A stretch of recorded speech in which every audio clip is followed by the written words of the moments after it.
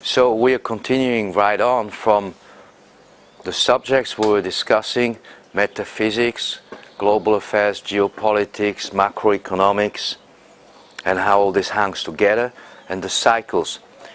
So soon enough, in the middle of 2015, which is just a few more weeks away, we're going to have Jupiter in Virgo. Let's talk a little bit about the planetary cleanup that we were just being told about.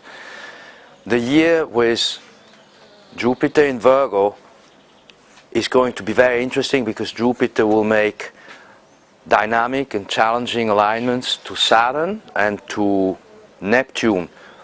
We've heard now about Neptune, that relates to metaphysics, to positive mind-enhancing substances like the herbs, how the herbs, the hemp industry can be used for building, for energy, for clothing, textile, for 100 other applications, and how that can relate to a new economy, a green economy that can make trillions for the whole planet and can actually bring prosperity. So the green plant is prosperity, and in Pisces, Neptune ruling Pisces opposite Jupiter in Virgo and Jupiter also the old ruler of Pisces. There's a clear connection there which could be translated in fact as shared prosperity.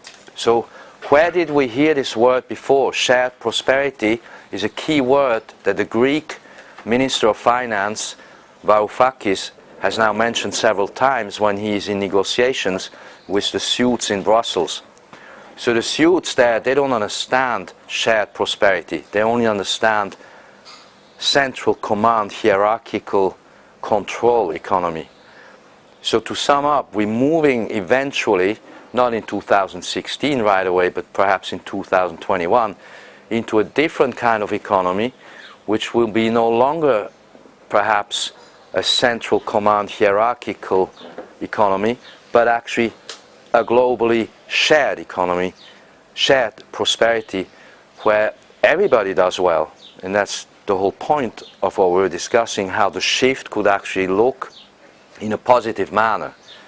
So we have now a network going on, the radiant zones network, and we've discussed what radiant zones are about for many years in many videos.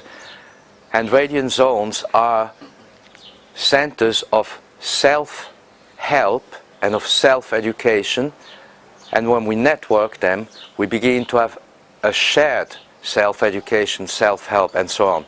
Uranus in Aries is of course also the breakthrough of the self. Like Krishnamurti said, basically figure it out for yourself.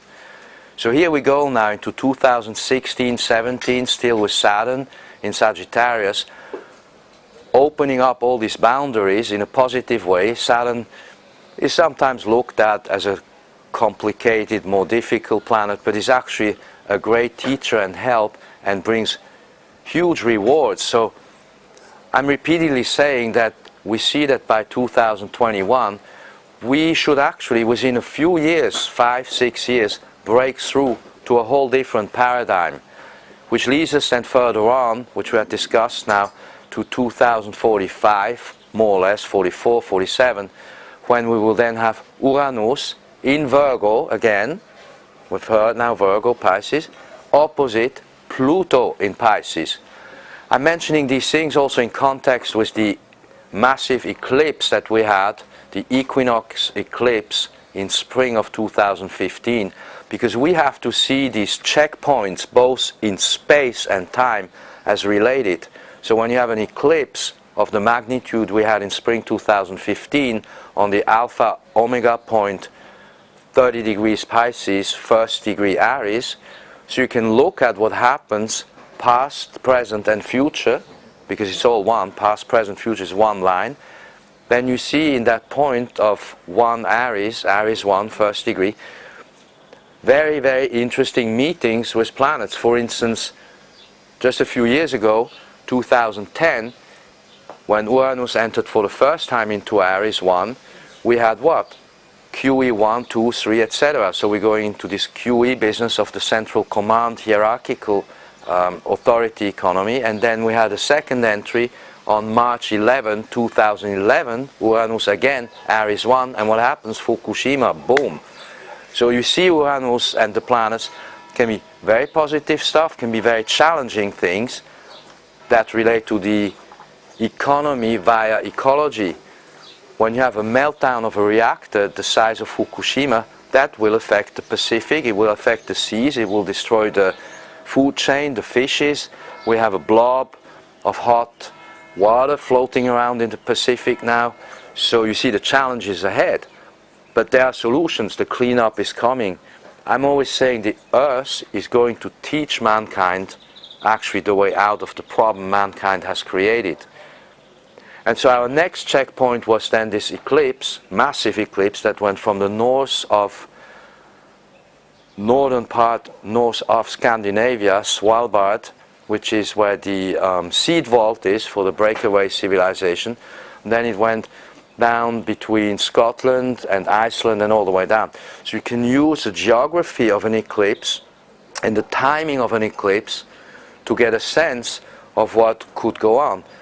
Later, as we move on, we will have then Neptune meeting with Saturn again at last degree Pisces, first degree of Aries, right on the last days of July 2025. So you're beginning to understand how these points in time and in space relate to each other by being visited by certain planetary couplings or planetary constellations. I'm just saying these things so that you get a sense of timing and a sense of relatedness of timing and relatedness of issues. So we mentioned the ecological issues that relate to the economy, because when you have an ecological event of the magnitude of Fukushima, that immediately impacts the economy not only of Japan, but potentially of bigger parts of the Western world. And when you see Neptune and Saturn meeting in about 10 years from now, in 2025, you can think about what we heard. What does Neptune stand for and what does Saturn stand for? So Saturn and Neptune, they kind of work a bit at cross purposes of each other, but when they meet, there's potentially a fantastic opportunity. So Mr. Raymond Merriman has been explaining to us that his studies in statistics and mathematics of time are showing that there is a correlation between Neptune-Saturn alignments on the one hand and interest rates and gold on the other hand. So you kind of begin to see how all these subjects relate to each other.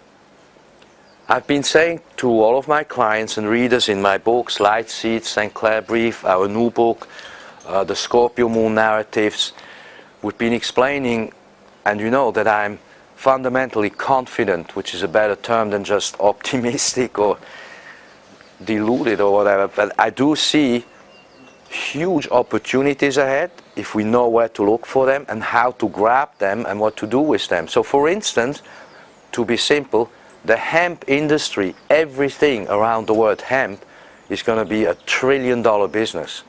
So you can think for yourself how you could get involved into this in a legal, professional and constructive manner. That's one example.